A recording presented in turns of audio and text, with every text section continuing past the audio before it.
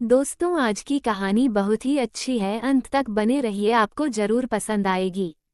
यह उस वक्त की बात है जब मैं कॉलेज में पढ़ाई करता था। उस समय परीक्षा का सेंटर मुझे मेरे शहर से बाहर मिला था। मुझे कल साथ में 7 पेपर देने थे, लेकिन इस 7 पेपर के लिए रोज अप डाउन करना महंगा पड़ सकता था। मैं सोचता था कि कैसे ये सारे पेपर दे पाऊंगा।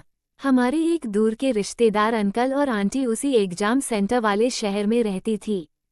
तभी मम्मी पापा को फोन की याद दिलाते हुए बताया तो पापा ने कहा, हाँ यह अच्छा रहेगा। 1 हफ्ते के लिए तू ही चला जा, पेपर खत्म होते ही आप वापस आ जाना। पापा ने अंकल के साथ फोन पर बात भी कर ली कि मैं आ रहा हूँ। अंकल भला कैसे मना कर सकते थे। 7 दिन की ही तो बात थी, लेकिन इन 7 दिनों में बहुत कुछ हो गया। मुझे जन्नत मिल गई थी। दरअसल अंकल और आंटी अकेले ही रहते थे। एग्जाम के 3 दिन पहले ही मैं वहां पहुंच गया था। अंकल थोड़े थोड़े से बुढ़े, लेकिन आंटी की तो क्या बात करूं। वह तो अभी भी एकदम जवान लगती थी। आंटी का नाम बीना। उनके एकदम लंबे बाल, मुलायम स्किन और देसी साड़ी पहनकर घर में ऐसे घूमा करती थी जैसे कोई अप्सरा जमीन पर उतर आई हो। वह एक हाउसवाइफ। मुझे तो उनके घर रहकर सिर्फ पेपर देने से मतलब था। ये सब कैसे हुआ आपको बताता हूँ। हुआ यूं कि 3 पेपर देने के बाद एक दिन रात को मैं थोड़ा रिवीजन करते हुए कमरे में बैठा था। मेरा दिमाग घूम रहा था। एक तरफ पेपर की टेंशन और दूसरी ओर बार बार आंटी का मेरी तरफ देखकर मुस्कुराना। तभी आंटी कमरे में आ गई। रात के कपड़े पहने हुए थे। आंटी बोली, अरे अभी भी पढ़ रहे हो, सो जाओ, थक जाओगे। मैंने ऊपर देखा। बाल पूरे खुले थे, लेकिन मैंने वह सब नज़रअंदाज किया। मैंने कहा, ये बहुत मुश्किल वाला पेपर है। ये पेपर और ऊपर से पूरे साल पागलों की तरह पढ़ना। सच में मैं पढ़ाई करते करते पागल ही हो जाऊंगा। तभी आंटी बोली, अरे ऐसा मत कहो, तुम पास हो जाओगे। रुको, मैं तुम्हारे लिए चाय लेकर आती हूँ। अरे नहीं आंटी, अब रात को क्यों चाय बनानी है, आप रहने दीजिए। खामखाह आपको तकलीफ होगी। इसमें तकलीफ की क्या बात है। ये कहकर आंटी चली गई और आंटी कुछ ही मिनट बाद चाय बनाकर लाए और मैंने चाय पी ली। मैंने कहा, आंटी आप बहुत ही अच्छा खाना बनाती हैं और चाय भी। आंटी मेरे मुंह से तारीफ सुनकर मुझे शुक्रिया बोला और आंटी आखिरकार बोल उठी, अरे बेटा, पता नहीं कितने सालों से मैं ये सब करती आ रही हूँ। अब तो जैसे आदत पड़ गई है। मशीन की तरह रोज जाकर एक ही काम, झाड़ू पोंछा, कपड़े धोना, बर्तन। इतना हुआ नहीं कि फिर से सफाई अब तो होता ही नहीं। ये सब मुझे तुम्हारे मुंह से तारीफ सुनकर अच्छा लगा। आंटी यह सब बोलती हुई भावुक हो गई थी और हल्का सा रोने भी लगी थी। मैंने उनके कंधों पर हाथ रख कर कहा, सबके घर में शायद ऐसा ही होता होगा। घर के काम की इज्जत बहुत कम होती है, लेकिन अब बहुत प्यारी हो। आंटी मुझे देखते ही रह गई।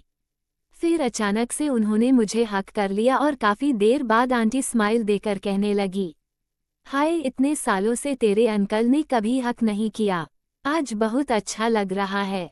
मैं उन्हें देखने लगा था। फिर वह बोली, अरे तुम्हारे माथे की लकीरें बाहर क्यों दिख रही हैं। हाँ, मैं पढ़ाई करता हूँ ना, तो इस समय हो जाता है।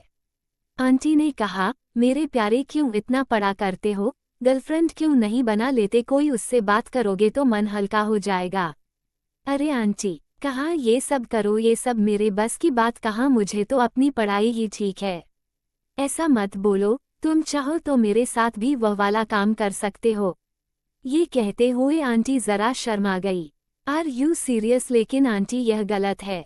हमारा रिश्ता यह इजाजत नहीं देता। क्या फर्क पड़ता है, कुछ देर को भूल जा पेपा। आंटी कहीं आपके चक्कर में मैं फेल हो गया तो। इस बात पर वह जोर से हंसने लगे। अरे पागल, टेंशन नहीं लेने का, ऐसा कहकर वह हंसने लगी। कसम से आंटी की सलाह बहुत प्यारी लग रही थी। मैं उन्हें देखता ही रह गया। फिर वह सबके बाद हम दोनों सो गए। इस तरह 7 दिन पूरे हुए और मेरे जाने का वक्त आ गया। दोपहर को मैं अपना सामान पैक कर रहा था, तब आंटी दरवाजे पर खड़ी हो रही थी और मुझे देख रही थी।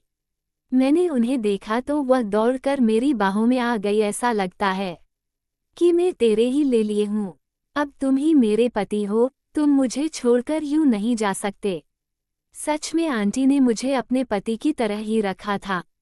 वह मेरा बहुत ख्याल रखती थी, लेकिन बहुत इमोशनल हो गई थी। तब मैंने उनसे कहा कि समझने की कोशिश करो, हम एक दूसरे के नहीं हो सकते और मुझे जाना ही होगा। फिर आखिरी बार हम साथ रहे और अंत में मैं बाहर चल दिया। मैं भी रो रहा था, लेकिन क्या किया जाता। उन रातों का असर भी हुआ। मेरा स्ट्रेस गायब हो गया था और रिजल्ट बहुत अच्छा आया। शायद आज से पहले मेरा ऐसा रिजल्ट नहीं आया था, लेकिन अचानक एक दिन कुछ यूं हुआ कि कमाल ही हो गया। आंटी की एक बेटी थी जो बाहर पढ़ रही थी। यह उनकी सौतेली बेटी थी। आंटी ने पापा को फोन करके उससे मेरी शादी की बात की तो घर वाले मान गए। मैं सोच रहा था कि अपनी बेटी को मुझसे ब्याह कराने का आंटी का इरादा क्या हो सकता है। क्या वह मेरे करीब भी रह सके और सास भी बनी रहे हैं। आंटी दबाव दे रही थी कि मैं हाँ कर दूं, लेकिन मेरा मन नहीं मान रहा था। आखिर मैंने हाँ कर दी और मेरी शादी हो गई। जब भी मैं अपने ससुराल जाता हूँ तो आंटी मुझे वह करने देती हैं। मेरी बीवी भी बहुत अच्छी है। अब बस मुझे डर यह है कि मेरी बीवी को मालूम हो गया तो उस पर क्या बीतेगी। आज 7 साल हो गए इस बात को, आज भी उसे पता नहीं चला। अंकल का देहांत हो चुका है और अब वो विधवा हो गई हैं, लेकिन उनके चेहरे पर आज भी मुस्कान मेरी वजह से ही है। दोस्तों, ये थी मेरी आज की कहानी। आपको कैसी लगी कमेंट करके जरूर बताएं। धन्यवाद। जय हिंद, जय भारत।